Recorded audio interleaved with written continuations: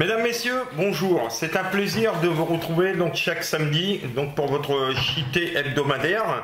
Cette semaine donc retour au studio donc pour vous présenter les infos de Nœux-les-Mines, les infos régionales, les offres et recherches d'emploi, notre dossier de la semaine, la météo de Flo et nous terminerons par une petite balade.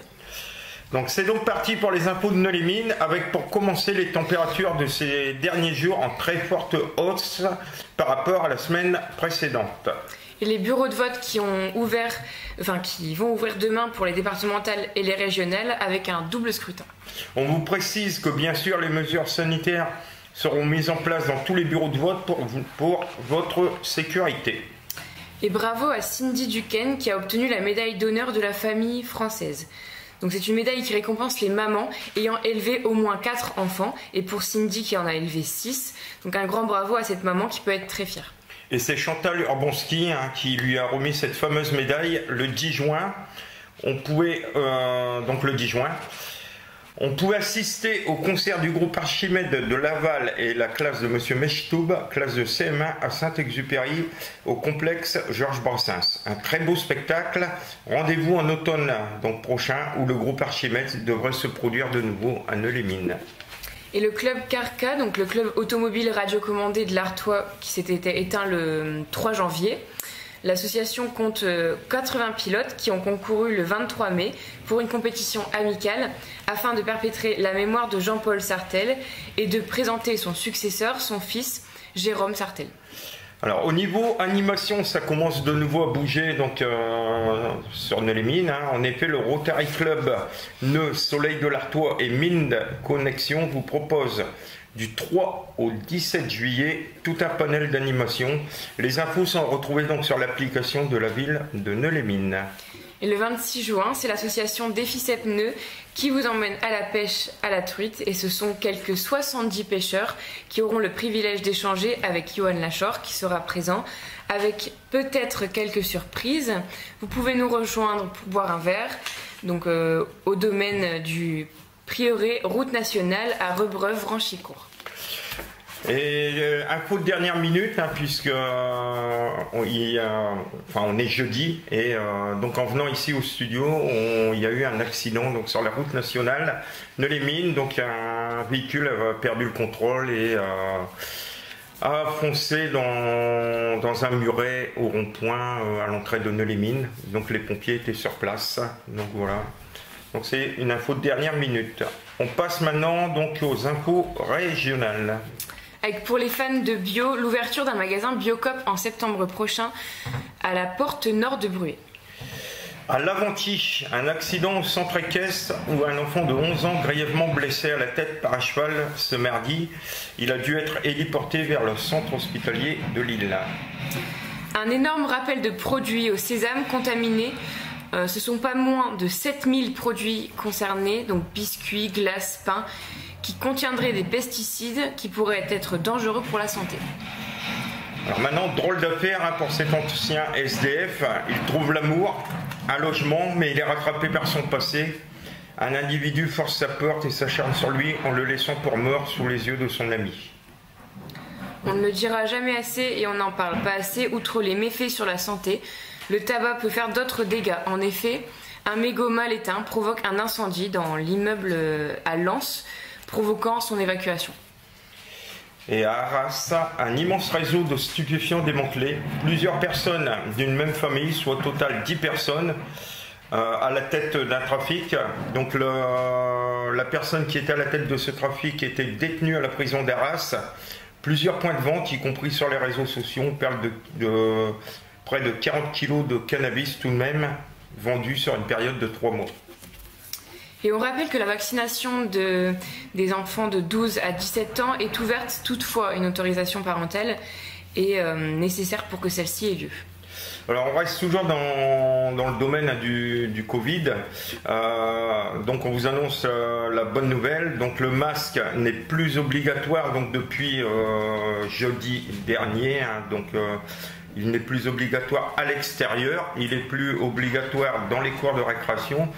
Toutefois, il est conseillé quand même de le garder dans les files d'attente, dans les marchés, dans les brocantes et les manifestations regroupant du public. Donc voilà. On n'oublie pas les élections demain, hein, donc premier tour des régionales et départementales.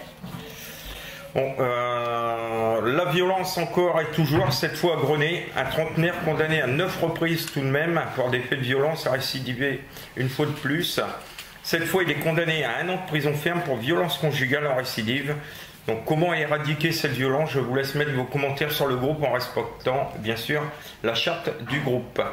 Je voulais préciser aussi, tout à l'heure j'ai parlé donc de la fin du masque, il y a aussi la fin du couvre-feu.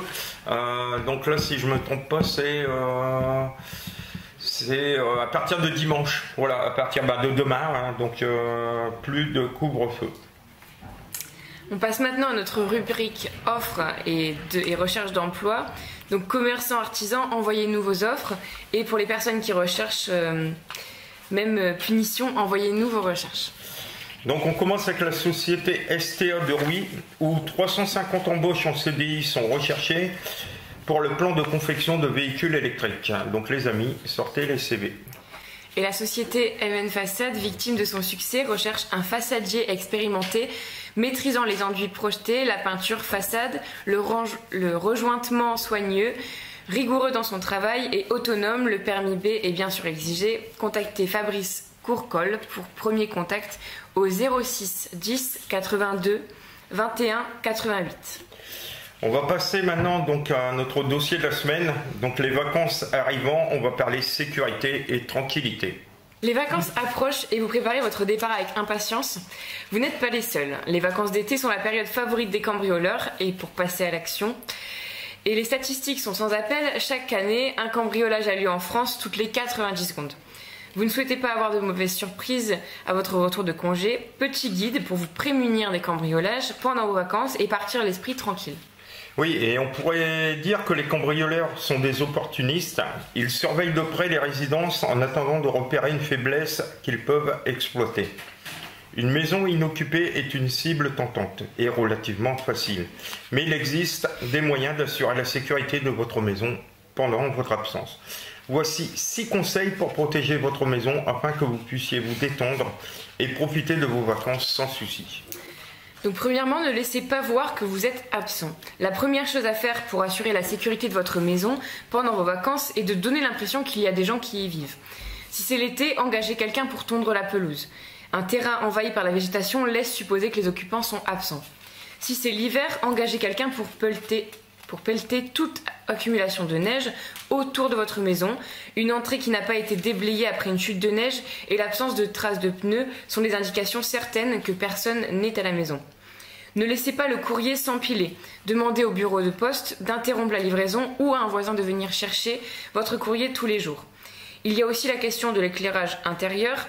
Certains propriétaires laissent des lumières allumées pour suggérer une présence. Mais une lumière qui ne s'éteint jamais est presque aussi suspecte que des lumières qui ne s'allument jamais.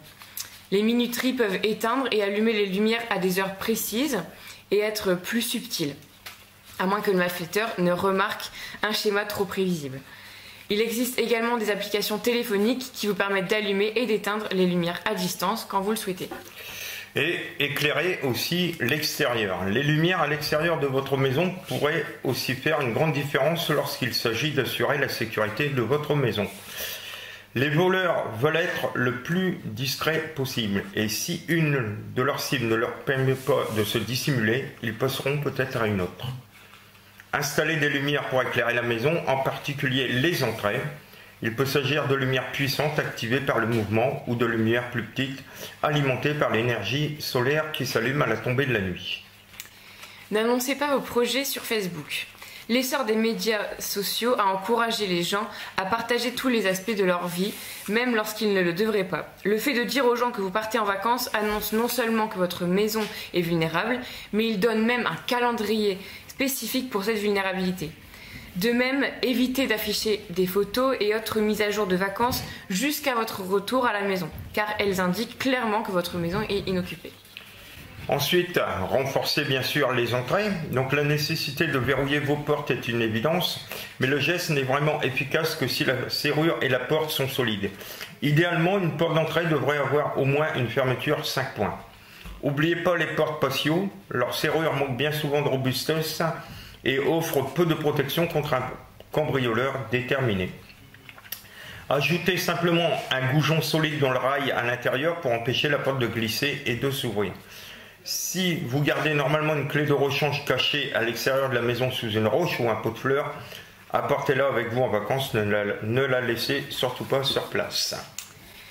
Et utilisez un coffre-fort de grande taille pour ranger les objets de valeur dans votre maison. Les coffres-forts ignifuges offrent une protection contre de nombreuses catastrophes, y compris les cambriolages. C'est un endroit idéal pour les bijoux et autres petits objets de valeur. Gardez à l'esprit que bien qu'il existe des coffres-forts portatifs à l'épreuve du feu, vous aurez besoin d'un coffre assez gros pour dissuader les voleurs de l'emporter pour tenter de l'ouvrir plus tard. Si vous ne possédez pas de coffre-fort, souvenez-vous de garder vos objets de valeur hors de vue, de sorte que quelqu'un qui regarde par une fenêtre ne pourrait pas les repérer. C'est d'ailleurs une pratique à adopter en tout temps pour la sécurité de votre maison, même lorsque vous n'êtes pas en vacances. Et investissez aussi, si vous le pouvez, bien sûr, dans un système d'alarme, l'idéal relié à une centrale et à des patrouilles mobiles, qui peut être la meilleure protection possible. Prévenez la police de vos dates de départ et de retour. Les commissariats feront des rondes plus souvent dans votre quartier. Dans beaucoup de villes, il existe aussi une police municipale. La garantie tranquillité d'esprit, être bien couvert par son assurance. Enfin, pensez à vérifier avant votre départ les clauses de votre contrat d'assurance. En cas de cambriolage ou vol à votre domicile, en votre absence, les assurances multirisques habitation ont souvent en commun certaines obligations dont le non-respect risque de vous priver d'indemnisation en cas de cambriolage. Donc pour être plus clair, en fait, si vous laissez vos portes et fenêtres ouvertes, bien sûr que vous ne serez pas couvert. Donc vous devez fermer impérativement vos fenêtres, vos portes à clé, même pour des absences courtes de quelques minutes, voire fermer les volets en cas d'absence longue, par exemple plusieurs jours. Vous ne devez pas laisser vos clés sous le paillasson ou cachées dans un pot de fleurs. Vous ne devez pas quitter votre logement plus de 60 à 90 jours selon les contrats. Il s'agit là d'une clause d'inhabitation. Et pourquoi ces restrictions? Simplement car laisser vos clés trop facilement accessibles ou votre logement non verrouillé risque de faciliter grandement la tâche aux cambrioleurs.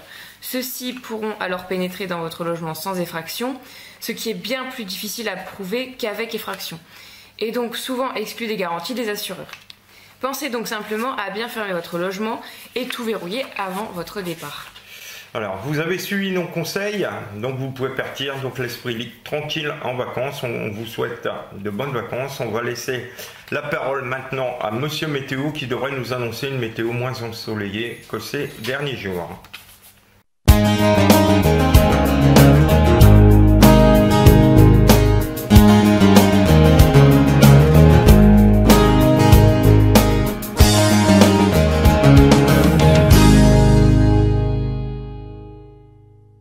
Mesdames, Messieurs, bonjour. Comme vous avez pu le remarquer, cette semaine fut une semaine très lourde au niveau du temps. Effectivement, nous avons eu pas mal de soleil, mais les températures sont montées jusqu'à 29 degrés ce mercredi.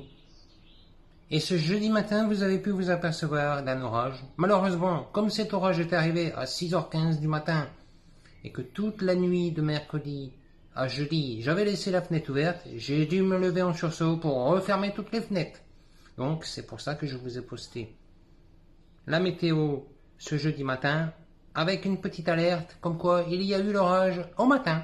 Comme ça, les gens qui n'ont pas su qu'il y avait un orage, eh ben, ils l'ont su grâce à moi. Ce samedi, vous avez pu vous apercevoir d'un petit changement de temps par rapport à cette semaine. Effectivement, vous avez pu vous apercevoir d'une petite fraîcheur marquée, vu que nous n'avons eu que 22 degrés, et vous avez pu vous apercevoir également de beaucoup de nuages. Pour ce dimanche, le temps sera très orageux. Effectivement, ce dimanche, nous aurons un ciel très orageux et les températures ne seront pas à la fête non plus, vu que nous attendons les mêmes températures que ce samedi, c'est-à-dire 22 degrés. Pour la semaine prochaine, qui dit orage, dit changement de temps, changement radical de temps. Effectivement, la semaine prochaine, nous aurons des températures très fraîches pour la saison. Vu que nous attendons une moyenne de 17 à 21 degrés. Et au niveau du temps, les premières prévisions seraient entrées vers un temps mi-figue, mi-raisin. Nous aurons des périodes ensoleillées avec des nuages, et des périodes de légère pluie. Mais comme vous le savez, toutes les semaines je vous redis la même chose. Les prévisions à 8 jours ne sont jamais fiables. Mais les prévisions que je vous donne, moi, sont fiables. Donc, je vous invite à me suivre chaque matin sur le groupe pour avoir la météo détaillée. Et quant à ma part, je vous souhaite un très bon week-end malgré le temps que je vous annonçais. Je vous souhaite une très bonne semaine malgré les températures fraîches que nous aurons. Et je vous dis à vendredi prochain sur le JT. On remercie Flo pour cette présentation de la météo, même si les prévisions ne sont pas extraordinaires. Nous partons maintenant direction la table aux fées, au départ de Olin, une randonnée à faire entre amis, en famille ou avec nous. Alors bonjour les amis, donc nous voici devant l'entrée du parc Olin. Donc parc Olin, tout le monde connaît dans la région. Donc voilà, on vient d'arriver, on va aller se garer pour démarrer notre petite rando. Donc nous voici arrivés, deuxième parking, du bois d'Olin. Donc comme vous pouvez le voir, aujourd'hui le temps est assez gris. Sinon on a une belle vue quand même d'ici.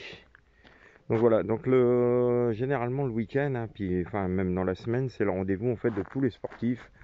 Donc les gens pratiquent du VTT, des randos, de la course à pied.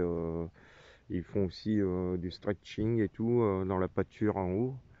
Donc voilà, c'est un très très beau lieu que beaucoup de monde connaît. Donc là je vais attendre l'arrivée des personnes qui vont effectuer la rando et on vous donnera quelques images. Et nous voici donc arrivés à l'aire de Verdrel. Donc en fait on a emprunté l'Eurovélo 4. Donc voilà, donc c'est un super coin, donc on peut se garer facilement, il y a des tables pour pique-niquer. Vous voyez, c'est assez calme, Voilà, donc vous avez les tables encore ici. Plein d'herbe pour vous mettre à l'abri du soleil.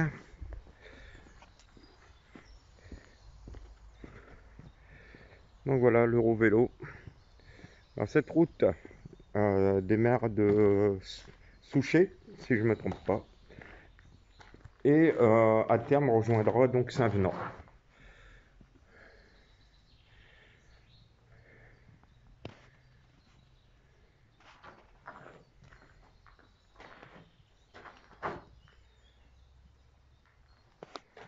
Donc voilà, superbe endroit. Donc aujourd'hui le temps n'y est pas trop. Mais la nature, même sous le crachin, c'est quand même exceptionnel. Et là, on est à l'Arboretum. Donc, comme vous pouvez le voir, voilà des espèces magnifiques. Un endroit super joli. Donc, vous pouvez découvrir, vous garez sur l'aire de Verdrel. Et vous voyez, voilà, vous êtes en pleine nature.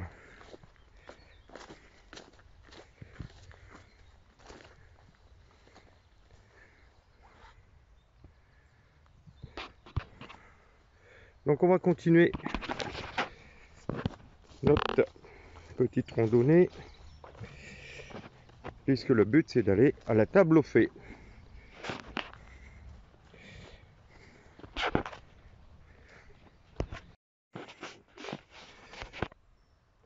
Donc nous voici presque arrivés à la sortie du bois. On va arriver sur la commune de Verdrel, donc Verdrel qui est limitrophe avec Frénicourt-le-Dolmen.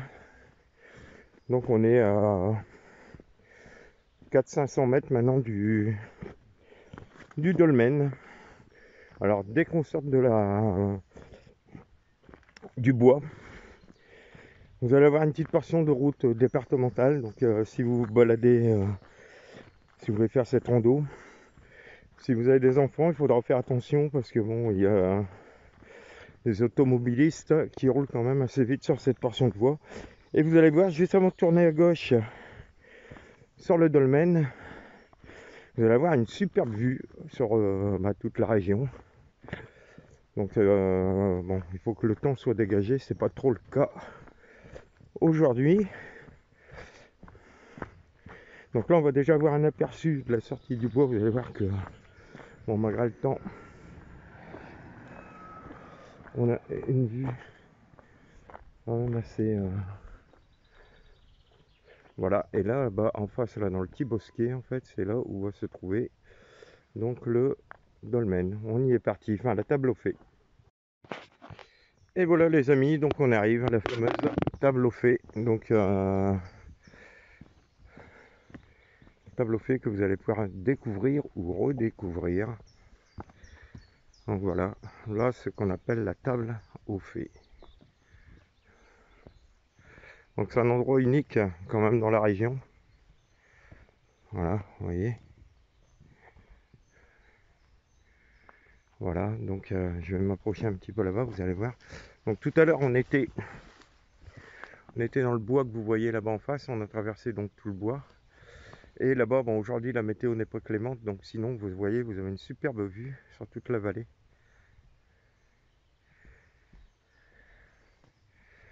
Donc voilà, je repère à la table au fait. Donc voilà un endroit super tranquille aussi.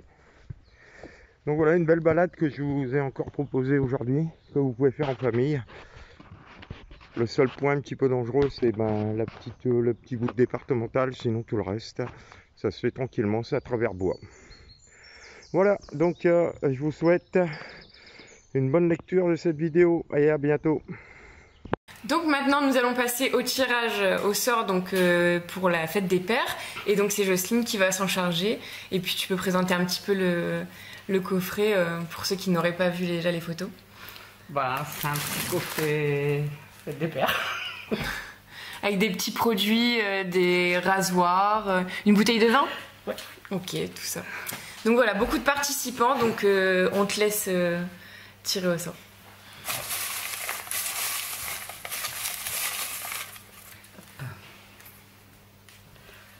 Patricia Bovin. Patricia Bovin. Bravo Patricia. Bravo Patricia. Voilà, alors juste, là c'est une voix off, juste tirer notre papier pour montrer quand même qu'on ne triche pas. Voilà, donc là par exemple, ça aura été... Mais attends, c'est une fausse voix ça. Peggy HD. Voilà, donc c'était donc bien. C'était pour montrer qu'il y avait plusieurs prénoms, tu veux dire, dans la boîte, ouais. Ok, ça marche.